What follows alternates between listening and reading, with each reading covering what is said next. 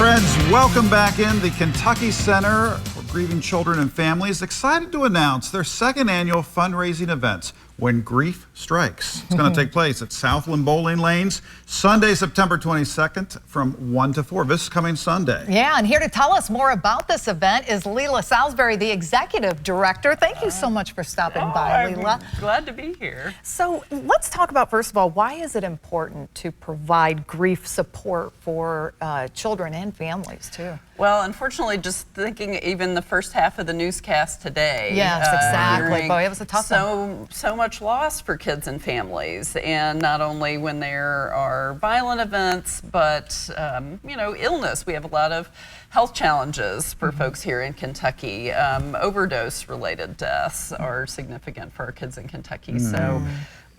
Grief is so isolating for kids, and what we try to do through support is help them understand what they're feeling and provide a sense of connectivity and belonging. We all want to feel like there's a space where we belong, and when you're a kid or teen who's had death loss, it's hard to know where that space is, because everyone around you sort of says, I feel uncomfortable when you talk about what you're struggling with. So that's where I think the groups that we put together come into play. You know, everyone's in that room for a not dissimilar reason, and then that is a space of kind of safe belonging. I'm curious about your call to action for this important mission. Is Kentucky prevalent in this in terms of the country, or? We are number 6 this year in terms of child bereavement. So thinking about what that means in terms of the numbers, you would fill Rupp Arena almost twice with the number of bereaved kids. So it is so very important what you're doing.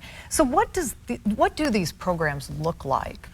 It's we have school-based programs, so for those, it's kids during their school day. A facilitator who's one of our wonderful trained folks comes in and leads an 11-week group with the kids at their school. So sometimes they're meeting and making new friends from their school, somebody who can support them in the hall, you know, when they see that they're having a tough day. We have community-based groups, so first and third Thursdays we meet over at Tates Creek Christian Church.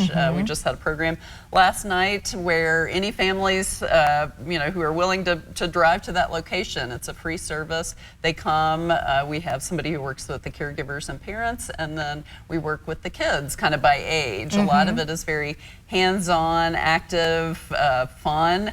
You know, people think, oh, grief support, it sounds, you know, heavy and maybe not appealing. If you ask me when I think about our community groups, the sound I always associate that with is with laughter. Kids running around, you know, kids who get it, kids who aren't going to bully them, you know, because they've had a death loss. And they're just, you know, connecting and having fun together. They're kids. Looking at some of that healing going on right now.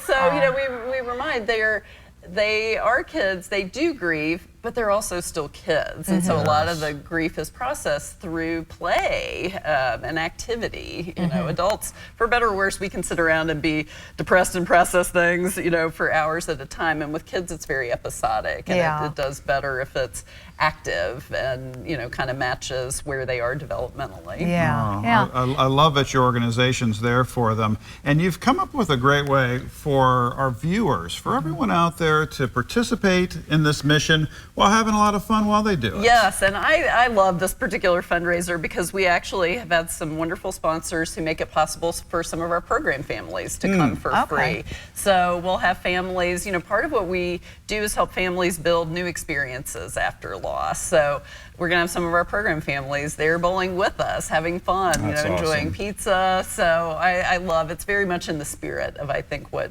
the kinds of things we like to do and encourage with our families. It's very team building too. Yes, you know? Absolutely. And that's happening this Sunday. Yes.